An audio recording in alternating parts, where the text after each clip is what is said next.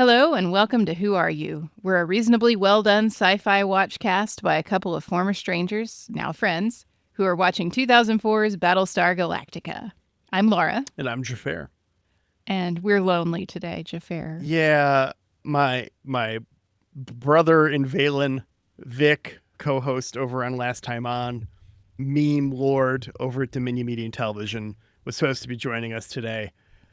He's had a bit of a rough week with some health stuff. He's on the mend and he's going to be okay, and we wish him well.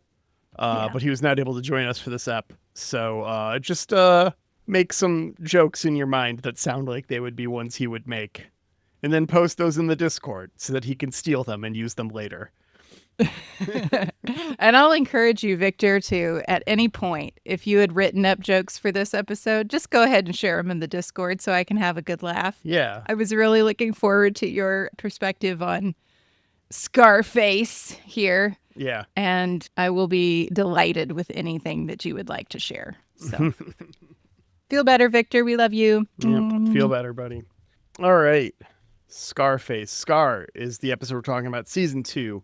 Episode 15 of 2004's Battlestar Galactica reboot. I think I said when we were talking about the preview, the last episode, that this was a very memorable episode. Yeah. It's one that stuck in my mind. After watching it for notes, I don't remember why. It's the Scarface. It's that shot we keep going back to of the Raider with the big old Scarface and the red eye going It's memorable, yeah. But it's like this episode is kind of, I don't want to say it's bland. It's a good episode. I enjoyed the episode. But it's so much of just like Starbucks and Kat just fucking arguing. Is actually the bulk of this episode? Yeah. It's just such a weird mirror to what happened in last episode. Last episode, we kept having Sadly doing his, memories of the long-lost girl. And we get Starbuck doing the exact same thing in this episode where she's remembering Anders all the time. Mm-hmm. And we have our plot structure thing that we've built this memory around is like, for Lee, it was the black market and we're tracking the guy down and stuff. Yeah. But Starbuck has to hunt down this raider that is probably the one that she gutted. Is that what the implication is? I believe that's what the implication is. That this raider in particular hates Starbuck. Yes. Oh, man. It's just, when you watch these two episodes back to back, it's like, we just took the same formula and it said, okay, how can our brother and our sister both confront this same formula episode? It's a lot. I don't pretend like I could run a TV show better than Ron Moore. Yeah. I know that I can't. That's fine. I can live with that. And I'm not suggesting that there's a better way to do things, but I do wonder. It's definitely different in the streaming age, and that's not something that would have been easily predictable back then. Yeah. There's definitely a poetry in it. Like, there is a part of me that is very satisfied by it in a weird way. The episodes are rhyming in a very George Lucas-y way. Again, it's like poetry, so if they rhyme. Which is something that I can appreciate. I just wonder if you knowing that most people are going to experience this TV show by watching it all back to back to back, if you put another episode in between them, or if you leave them next to each other like a couplet. Yeah. I don't know. How intentional was that? That's what I want to know. Yeah. Because I think it's a good decision either way. I could see an argument for both, if you'd change it knowing or if you wouldn't. The other danger you have with doing this sort of poetry in your two episodes is that you invite comparison between the two of them, right? Yeah. And unfortunately, Black Market was not well received by the community. Yes. And probably is often not favorably compared to this episode in particular. Because there's at least some more action, more interesting things happening. And we already know more about Starbucks' whole deal. Yeah. that she's pining over. Lee's was just completely fabricated from our point of view. Yeah, it was all new with Lee. We've met Anders. When we flash back in this episode, we're flashing back to episode that we watched. Right. So it's a very different vibe all around. It feels a lot more earned in that regard. Yeah.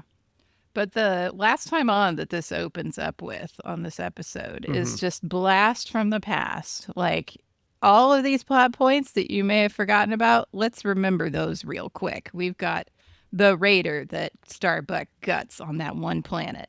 We've got Kat having her problem with stems. We've got that whole business on Caprica. Remember those things? They're going to matter for little bits of this episode. And we open on Kat and Starbuck on patrol, watching over a mining operation, talking about the eponymous Scar, a Cylon raider who has earned a reputation. And then we begin what is a series of flashbacks that will bring us back and forth between these two on patrol in, air quotes, the present, and then the last several weeks of bullshit that lead up to this moment. Yeah. And that, Hey, yeah, I just realized something looking at my notes. what's up? So one of the threads throughout this episode is that Riley has a girlfriend. Riley, one of the pilots who died, had a girlfriend. Yeah. And no one can remember who she is. Yeah. Is this a reference to Lee in the last episode? Like a little sly, jokey jokes? The writer's room is like, I think your episode sucks. So I'm going to put an imaginary girlfriend who didn't exist in our episode too, just to prove a point. Yeah. That is so minute and petty that I love it. I stand a theory. I mean, I don't know, but I'm just feeling it. I'm feeling a vibe. Yeah. They're clearing out Bino and Riley's bunks here. Bino, what a name. Is Bino Riley? Is Bino Riley? Bino might I just thought they be were two Riley. different dudes. They're two different dudes. I think. Yeah. So we'll talk about it in a second, but Bino counts towards previous episode's survivor count, and Riley does not. Oh, wow. So they die at different times, I guess. I don't know if Riley's dead yet in this flashback. But they're clearing out Bino's bunk as two rookies enter, and they get told the tale of Scar, the Cylon's top pilot, their Red Baron, their Black Devil, and I started to think, it's like, wait, why are all the super ace fighter pilots always Germans? Like, if you think of, I was thinking about it because all these super aces, right? Because I'm like, okay, who are the top pilots, top fighter aces of all time? Red Baron, World War I, Black Devil, World War II, both German guys. I'm like, did they just make better fighters, better fighter pilots? This led me down a giant Google rabbit hole. Ben is probably shouting the answer right now. I'll get there, I promise. Ben is shouting the answer. Pipe down, Ben. Right. We hear you from here. In the future. In your past. In our future, we hear you. So apparently, all of these best fighter pilots of all time are in fact German. The top 30 fighter pilots with kills ever are all German. And then after that, you get the Japanese. Even I'm surely a Chuck Yeager, right? One of the most famous American fighter pilots of all time, right? Guy was so good, became a test pilot after the war, first man to break the sound barrier, did all this stuff, right? Chuck Yeager, surely on this list. Not even close to the top 50. Chuck Yeager has 7 confirmed kills. For context, the Black Devil has 352 kills in 850 missions. Damn. Right? That's Eric Hartman is his real name. And there's actually a very specific reason why. Because when you got your ace, which is 5 or more kills as a pilot in almost any other country, They brought you the fuck home. They were like, "You're done. You did it. Congrats. You got 5 kills. You're clearly good enough to train our other pilots to survive. So you're coming home and you're training pilots." And that's exactly what happened to everyone who got 5 or more kills in World War II as a non-German or Japanese fighter pilot did. Wow. This is fun. See, this is the sort of thing that I would love to present to a class as like, you could go down a whole rabbit hole of like examining German engineering or German training or German precision. And the answer is actually none of those things. It's just that they kept flying while everybody else didn't. Yeah. Yeah, they just pulled him and sent him home. Yeah, Chuck Yeager flew like a dozen or something missions in World War II. Like, it's not even comparable. He just didn't have the opportunity to kill as many people as a German fighter ace because they just brought him home immediately. And it's like, wow. Yeah. So it makes a lot of sense. The German and the Japanese were just both like, we keep our aces in the air. The top 50 is exclusively German and Japanese pilots. Yeah. And it's just like, it's so crazy to me. And then when I found out why, it was just a fucking course. It makes so love much it, sense. though. Yeah. It makes so much sense. And, I've being in a business PhD program, we are obsessed with like causality. Yeah. Like, can we establish that X causes Y? And people get into these very convoluted models. You have lots of controls. You're trying to find the cause. And sometimes the cause is just like, we brought him home. It's just a cultural difference. Yeah. They just valued them differently. The Germans were like, your value is clearly in the skies. You're flying 4 times as many missions as everyone else because you're the best. And everyone else culturally is all like, you're the best. You need to train our people so that we have more people who survive and win. Yeah. That's wild. I love it. Thank you for dropping that knowledge bomb on me today. Yeah. Yeah, it's crazy. So anyways, we're talking about Scar. And he's the Cylon ace.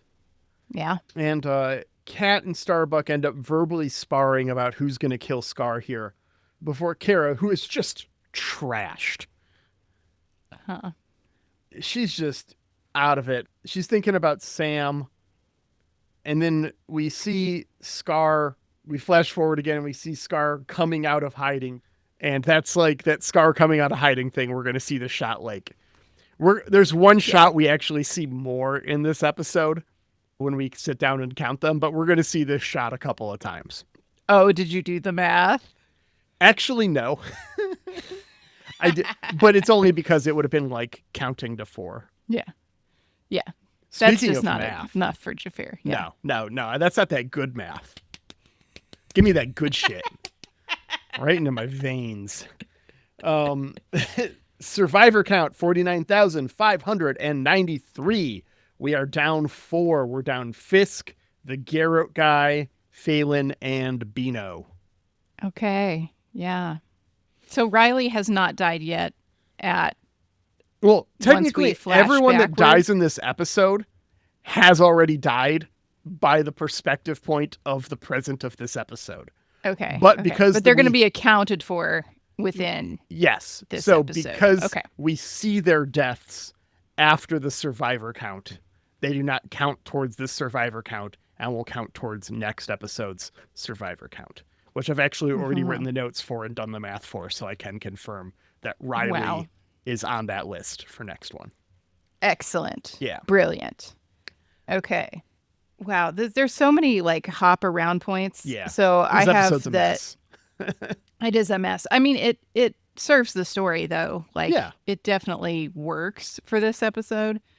But we flash to Kat and Starbuck in flight. Yeah, Starbuck senses something is off and finds Scar. We get that shot again. And then Starbuck gets hit but survives the encounter.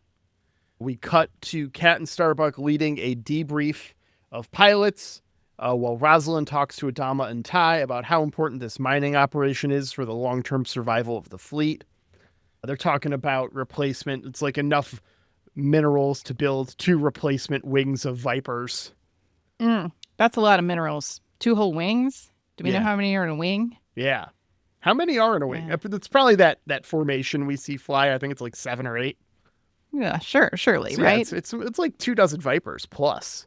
Significant. Yeah, Right. for sure. Which they can do over on Pegasus. There's Viper building facilities on board Pegasus. They casually drop that here.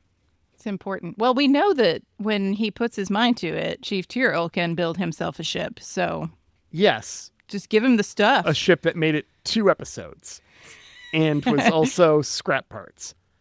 I believe he could do it again. It's nice to have all the tool and die ready to go. Yeah. In the industrial facilities on Pegasus, very important to the long-term survival. Indeed. Ty notes that they're losing a lot of ships, and they're going to have an issue with replacement pilots more so than Vipers. See, this is a moment, like I described in one of our previous episodes about, the fleet having some information asymmetry with the whole Galactica situation. Mm-hmm. Like, we are told somewhere in this episode that the fleet is not here. Like, the fleet is somewhere safe, Yeah. and it's just Galactica and it's Vipers that are trying to protect this mining ship, right? Yeah. Yeah. And so the whole fleet does not know how hard Galactica and its pilots are working at this moment. Like, Mm-hmm. they are doing their own thing, trying to run their black market and whatever and go hang out on Cloud 9, but they don't really know what's happening. So this is how it's that Cylon sympathizer group can flourish. For because sure. they don't see all of the attacks that are happening. Yeah, they don't know what's up. Yeah. Starbuck talks to Sharon and learns that Raiders also reincarnate. She talks about training pilots and having death being a learning experience, but also that death as an experience is a bitter one that embroils anger. Yeah. Yeah. I mean, that checks. Starbuck and Kat continue training the Nuggets, which includes a live fire after being thrown around in a gyroscopic chair. Oh my God. This is so funny, though. Like, ignoring no guns in tube, which we've said is Yes, is bad a idea. cardinal rule. Not only are we doing guns in tube, but we are doing guns in tube after we've severely disoriented a person. And, like, not everybody is behind some sort of bulletproof material. Right? Like, you can tell me that the end of the shooting range is like 3 feet of concrete. They don't have to worry about it. They can fire their guns into that concrete. It's fine. Believable. You can build a shooting range inside of a spaceship if you really want to. You can tell me that there's 3 feet of concrete around that entire fucking room, just in case. Still on board. 0 gravity. We don't give a fuck how heavy things are. Whatever. Right. But they're in there, and not even all of them are wearing safety goggles. Like, this is a shit show. They talk about shooting random bits of, like, the clock and stuff when they try this. Uh-huh. It's just like, you're putting a live loaded weapon in someone's arms who you've just spun around in a chair. Could we try it with, like, darts, maybe? Or, those little Nerf guns with the little suction cup? Chug a beer. Get in the gyroscopic chair, get really dizzy, then try and chug a drink. Step 1. Not straight to loaded firearm, please. I do appreciate this series' acknowledgement of, like, physics and the difficulties that physics can cause for people who are in, like, combat situations within space. Yes. Like, a lot of series we get, hand wavy reasons that doesn't matter. Yeah. Inertial dampeners, it's fine. Yeah. Or, we just ignore it, but we get the cool, like, actual physics that you could do, like spinny flips and stuff. We get to see that. And we get the acknowledgement of, like, the G's that you're under could crush your knee with Starbuck, you Yeah. know. So I like to see them doing these things. This is very interesting and fun for me. Mm-hmm. They do this. It's all like, oh, you hit the paper target. Grats. And it's like, what's the record? 4. Who has it? Starbuck. Cat's all like, I'm getting in that chair. Yep. And then, Cat's got a axe to grind. yeah, goes for it, gets in the chair, and then breaks the record. Hits that 5. Yeah. This Cat's going to be breaking records all over the place, I think, here. Yeah. We flash back to Starbuck is hit. Cat has lost her visual. She wants to help. She's like, Starbuck, let me help you. But Starbuck's like, no. I've got Scar. This thing is mine. I'm going to do it. For good this time. Mm-hmm. Just not even giving Cat the chance to help. Starbuck flies into an asteroid as we cut back again. Kara tells Hilo that she thinks Sam is dead. And then BB is going to go out with Duck here. BB's really nervous. It's his initials and also his call sign. Although Duck calls him Baby Boy at one point, so maybe BB stands for Baby Boy instead of his initials. BB is BB to me. Yeah. He's a little BB. He's a little BB. Yeah. And Starbuck's all like, you turn around and you die. You engage. You lean in. You do this stuff. And he does the stuff and gets killed. Yeah. Starbuck is clearly really messed up. And I was thinking about her saying that she thinks Anders is dead, that she tells Hilo. Mm-hmm. How long has it been? I know. It's been weeks, right? It's been more than weeks. Okay. At this point, we're at months. We are at, let me reasonably... I don't think it's a spoiler to set me in time, right? I don't think so. I'm trying to remember what day things were. Because we had a big time jump after Pegasus, right? Mm-hmm. Where we basically went about 100 days into the future after Pegasus. Is it after Pegasus or is it after, after wherever... Resurrection Ship? Because Pegasus, Resurrection Ship Part 1 and 2 all happened very quickly. And then but Rosalind didn't have that much time left. Rosalind didn't have 100 days left. Yeah, well, she when did she was back dying. then. That happens in Epiphanies, which is day 189, is when Kane gets killed. Okay. So we are somewhere around day 200, probably. Wow. Yeah, probably around day 200. And then Home Part 1 was like day 65 when Hilo, Sharon, and Starbuck make it back. Okay. So, and they would have left around day 60. So we're looking at 140 days. It is wild to me how we haven't really talked about Caprica. And I mean, anytime Much. it's been like, they just keep going farther and farther away. Mm-hmm. And it And makes it feels like harder it's and like harder. it feels like it's Starbuck's private burden Yeah.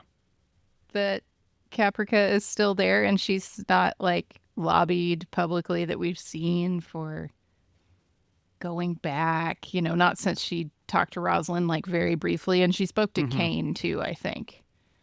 And so I guess the story is that she's being eaten up inside and turning to this alcoholism that's pretty destructive to cope with that. I just wish we talked about it more. Like, she could talk to Lee about it, but Yeah. and she doesn't even. She does go talk to Sharon in this episode, right? It seems like you could have her speak to Sharon more about it. Sharon was there, you know. She got them off that planet. Mm-hmm. Okay. Yeah, it's hard to say, but it's been a while, and it will be a while longer. Weird. Okay. Yeah, we've just BB's just died. BB just died. Lee and Kara drink in the empty pilot's galley. Lee can remember the names of the dead, but not their faces. Kara regrets that she and Lee will never see Earth because they risk their lives so often they will surely die before they get there. She's Yeah. not feeling that plot armor right now. Yeah. Bright, shiny future is overrated. Yeah. And basically, because all we have is now, we should definitely make out. Yeah. Dead Yeah. fiance's brother. Ringer look-alike for the guy you loved on Caprica. Mhm. This is all good. This is normal and definitely not going to cause you any problems. Yep. They start to fool around when Lee senses something is off. And when Lee asks her about it, she is initially pretty shitty to Lee. But eventually tells Lee the truth. She's hung up on Anders and doesn't know how to handle it. And Lee is shitty in response right back. Yeah, he gives something about, oh, you can handle dead guys, you just can't handle a living one. Yeah. Which is really shitty, as you so said. Shitty. And also, like, weren't you just hung up on a dead girl in the last episode, Lee? As far as we know, Lee doesn't watch this show. He doesn't know his own character development. Like, what is going on, my guy? Like, you two, they really are like the children of this show. Yeah. Lee and Starbuck, like, they have low emotional maturity. They can't recognize their own feelings. They can't talk about other people's feelings together. Mm-hmm. I am constantly going back to the mom and dad metaphor for Adama and Rosalind and the family metaphor for these two, but I just love it so much because it is so well drawn. Yeah, it really works. It works so well. Which is why it's weird that they're making out also. Right. It's awkward as fuck. Yep. Starbees is drinking and watching footage of the pilots in their last moments and like what they did and saw. Basically probably watching Scar come out of hiding all of a sudden and kill them. Yeah. It's that same shot of Scar coming out of hiding, by the way. Only it's done up in green and pixelated. Just reusing the fuck out of that visual effect. Scar just coming out of hiding constantly. And she cries a bit during this, but mostly drinks. Yeah. We cut to Kat getting visual again and Starbuck playing chicken with Scar in that asteroid. We cut back to find JoJo is now dead too. Yeah. We're like at the pilots meeting. The CAG is giving briefings and stuff, you know, in that one room with the seats. Yeah. And several of the pilots are like nodding off in this meeting. Starbuck gets the message that JoJo has been killed. And then Kat gets in her face because Starbuck was supposed to have been the one out there this morning, but she was too hungover and had to send JoJo. Ope. Kara dismisses the pilots, and then she just gets in there. Yeah. It's the worst intervention in history here, as Kat tries to call Starbuck out on her drinking. It is rough. The world. As far as I can tell, you know, again, I would love to do the math and figure out how many days it's been since the ISN episode where Kat's stem problem came out. But like, as far as I can tell, Kat is recovered from her stems problem, right? Yeah. And she is legitimately confronting Starbuck about like, you do kind of need to be a leader and get your shit together. It's been like she's 5 not months. as diplomatic about that as Rosalind was with Mr. Baltar. But pilots are not known for their diplomacy, right? So she is trying and she has a legitimate point, but Starbuck keeps trying to throw it back in her face this whole episode that she had a meth addiction, right? Meth head problem, right? It just... Starbies, I'm sorry, it's not working for me. Well, I mean, this is cut to match a scene from the miniseries, which is Starbuck and Ty. Oh, that's true. This is all set up to be exactly like Starbuck and Ty, only now Starbuck is Ty and Kat is Starbuck. Wow, how the turns have tabled. Yeah. Yes. Yeah. So, there's yelling, there's punching. Lee comes in and sends the two of them on patrol to work it out. It's all like, fuck you guys. You're not going to have a chance to fight because I'm making you work together. Yeah, yeah. Who was it that broke up the Ty and Starbuck thing in the miniseries? I wish I could remember. Was it Hilo? Was it Hilo before he left? It I might have don't been know. Lee. It's like, what if it was Lee? That'd be fun. I don't remember. So if I'm wrong, just tell me in the Discord. But it would be super fun if it was Lee. Yeah, I don't remember. After this, we get the scene where Kat hangs Riley's girlfriend's picture on the wall of the missing. We finally catch up to the present now, so we're no longer in flashback. After multiple commercial breaks going to Starbuck playing chicken with Scar, which is the most reused scene in this episode. We see this like 5 times. Are you sure it's not just the close-up of Scar's face with the red light going if back we and count the one in the background while they're viewing it on repeat, it probably counts. If that counts as one, maybe. If it counts every time it repeats, definitely we see it more. Yeah. I did not do the actual math. But we see Scar. We get a cut of her thinking about promising Sam she would return. And that's when she breaks off the chicken game and lures Scar to Kat, who then gets the kill. Yeah. Finally a little maturity from Starbuck. Realizing that, if I do this and get the kill and also don't exist anymore, that's it. Game over there. Is there anyone left to fight for Caprica and what's happening there? And I'm a little annoyed now that I'm thinking about it here in this discussion with you that like the thing that keeps haunting her about Caprica is Anders and not like the atrocities being visited upon thousands of women. Fuck. It's always about some dude. Right? There's like so many more people to be upset about. She doesn't go like, oh, but I have to go back to Caprica to save the thousands of women in the Cylon breeding farms or anything. Like, that I have this terrible shared trauma experience with that I could empathize with more than anyone else. No, it's fucking the quick lay from 30 minutes before her mission.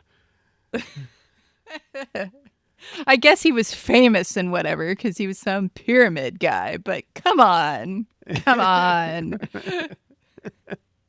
She banged messy and now it's all a mess. Super messy, yeah. Yeah. Okay, yeah, I don't so get it, but Kat it did it. Yeah, Kat We did it. We cut to Galactica's pilot's galley where they are celebrating. Kat has the Top Gun mug. Okay, can we just acknowledge for 1 second that the Galactica Top Gun beer Stein is like the best possible merch you could have from the show, and if someone is not selling that, we need to do it. Like, oh my god, this thing is amazing. I didn't even think to Google it, but I found it already. Hooray! I need one. Like, I needed to go next to my Babylon 5 mug. God, Brilliant. I found. Oh no, how old is this? I found a Livejournal post about a company selling them. Is Livejournal still alive? Is it still live? The website's still working. It was Quantum Mechanics, so I knew we were making sci-fi props and selling them for a while. It linked to a Facebook post. I want to go to Quantum Mechanics website. Let's see. It's out of sale. Quite the rabbit hole. Oh man, this is going to get crazy real quick. Moviepropreplicas.com appears to have them for $60 right now. Nice. It has the list of people who have had it on the side, by the way. And it's Pandora, Blondie, Digger, Snetty, Poker, Starbuck, and then Cat. Oh, okay. So it is up to date to the end of the episode. Nice. It's Yeah, been- just for funs, while you were doing that, I also went to livejournal.com to see like what that's about these days. Yeah. And the ad at the top of the page is for passive income from Solana staking. So this seems great and legit. Yeah. Yeah, let's keep working with that. Okay, Quantum Mechanics is still a website making stuff. Oh, wow. I'm going to have to dig around a little bit. But their website does not exist anymore. Oh, damn. But they sell stuff through other sites, it looks like. Okay. All right. Yeah. No, Aaron's dad was one of those like beer stein collectors. And so we do have some of his beer steins from his collection. And I was like, how great would it be to like display the few, beer steins we have from dad's collection next to the Top Gun cup? I have one right now in my collection.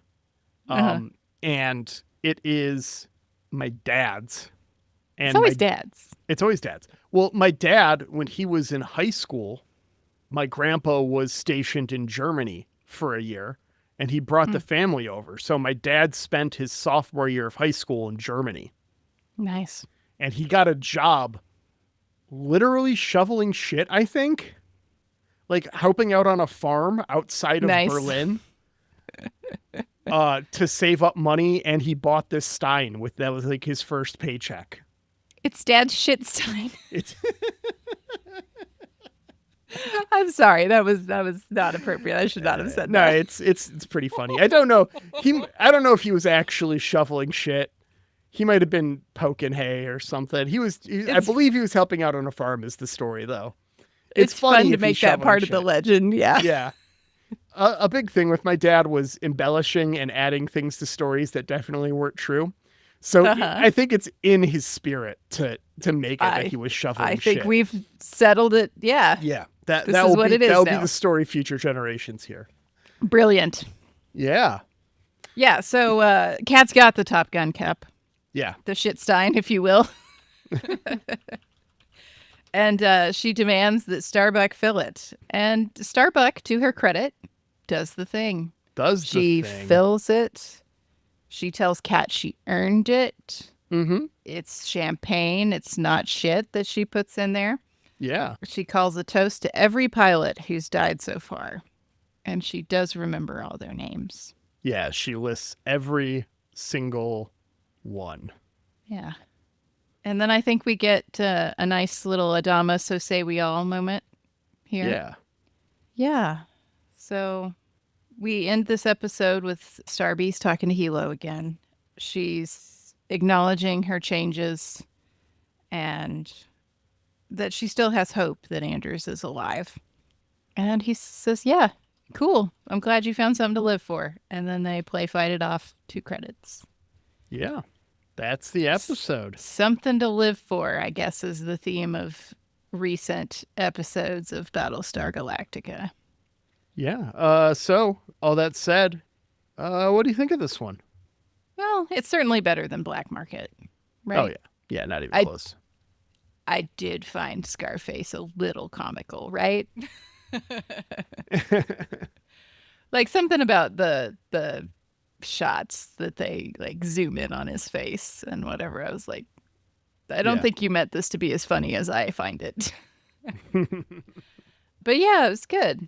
I give it a 9. Yeah, that's fair. I think I'd give it a 10. I really like this one. Yeah. It's a lot more fun than Black Market. Yeah. Well, that's that episode. Next up, we have season 2, episode 16, Sacrifice. A woman takes hostages on Cloud 9 and demands Adama turn over Sharon in order to avenge her husband's death. We do have a guest coming on. Yeah. Ryan from Yum Yum Podcast will be joining us. I'm so excited. Have you watched this episode yet? I have. And I knew the Okay. moment that Ryan had chosen it, that it had to feature Miss Ellen Ty in Yes. it, at least somewhat. And I was a little afraid it was going to be just totally Ellen Ty episode and I was going to be uncomfortable. But no, not a total Ellen Ty episode. But I look forward to robust discussion. Yeah, she's got a couple moments in it. We'll see if we can find a piece of merch out of that one. Speaking of which, hey, merch shop. We got one of those. We'll hop of her pods, go on the Etsy's. You can get t-shirts and stickers and stuff. It's a good time. Mm-hmm. Mugs are holding up well. I'm happy to report. Good. We I was thinking about getting one. Although I made one that's unlisted in the shop that no one can buy but us. That is a screen cap of me in Discord saying, "Oh no, I did the math again." And I want to order one for myself and see how it turns out because I think it's a little weird, but it will become That's my fun. work mug. Do that. No, we got the his and hers. We love Lise and eat Flarn, praise Valen and lie Yeah. combo there. So both of those are still holding up well. I'm Awesome. very pleased. That's great to hear. You know what else is great to hear? Jeremy Siegel's name. Always. Not just his Jeremy. name, but his Thank you. music. Oh, that's so good. Thank you so much for composing our theme music, Jeremy. We appreciate you so much. You can find more of Jeremy's work at jeremysiegel42.bandcamp.com and on streaming services as Nuclear Jaguar. And you know it's great to see? The artwork of Angry Duck Time Machine on Instagram. 100%. Always cute. Always great. Adorbs. Aaron, neither seen nor heard, but integral. Editing this podcast. We appreciate the hell out of you, buddy. Thanks so much for putting in all that time. Yeah, and all the editing you're going to have to do around my cat. Sorry. She's pretty cute, though. You know it because you live with her. Yeah. Yeah, and thanks, listener, for being here with us. Yeah. We would love it if you would join us over in the Discord and come Great have times. a chat. It's a cool Book place. club is going strong. Yes. Oh, we might even have an actual book club discussion. I'm so excited. Yeah, hopefully sometime next week as of recording, as of listening, you've already missed it. But we would be picking the second book to start reading, I think, right around when this episode comes out. So we'll have just finished our discussions on Carl Sagan's Carl Sagan. Sagan's Contact. And we don't know what we're reading next yet, but by the time this episode airs, we will. Yeah, and I, for one, I don't think I've ever actually seen Contact. Maybe I've seen parts of Contact, but I don't think I've seen the whole thing. So I actually did the assignment, and I got the audiobook for Contact, and it was quite enjoyable. All right, well, I think that does it for a podcast this week. All right, we'll see you next week, Internet. Bye!